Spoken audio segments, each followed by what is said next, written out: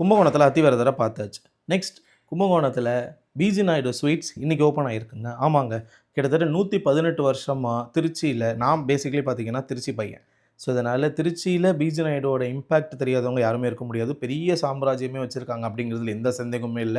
Sweets varieties, சேவரீஸை பொறுத்தவரைக்கும் பார்த்தீங்க அப்படின்னா, இப்போ நம்ம கும்பகோணத்திலயும் அவங்களுடைய பிரான்ச் ஓப்பன் பண்ணியிருக்காங்க. கிட்டத்தட்ட தஞ்சாவூர், பட்டுக்கோட்டை, புதுக்கோட்டை அப்படின்னு சொல்லிட்டு நெறைய ஊர்ல பிஜி நாயுடுவோடைய பிரான்ச்சஸ் பார்த்தீங்கன்னா இருக்கு. இப்போ கும்பகோணத்திலயும் ஓப்பன் பண்ணியிருக்காங்க அப்படின்னு நினைக்கும் பொழுது, உண்மையாலுமே அந்த லெகசி கன்டின்யூ ஆகுதுன்னு நினைக்கும் பொழுது, உண்மையாலுமே ஒரு பெருமையா இருக்குங்க.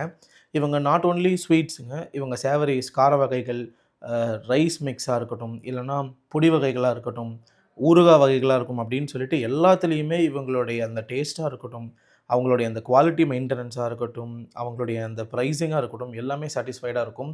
இவங்களுடைய போளி, ரவா லாடு அதெல்லாம் ரொம்பவே ஃபேமஸுங்க. பிஸ்கெட்ஸ்லேருந்து ஏகப்பட்ட வெரைட்டீஸ் வச்சிருந்தாங்க. அதாவது கார வகைகள்ல ஒரு 10, 15 வெரைட்டி, ஸ்வீட்ஸ்ல ஒரு 20, 30 வெரைட்டி, பிஸ்கெட்ல ஒரு 10, 15 வெரைட்டின்னு சொல்லிட்டே போலாம். இவங்க கேக்லாம் உண்மையாலுமே எக்லெஸ் எக்குன்னு சொல்லிட்டு நெறைய வெரைட்டீஸ்லயே அவங்க குடுத்துட்ருக்காங்க.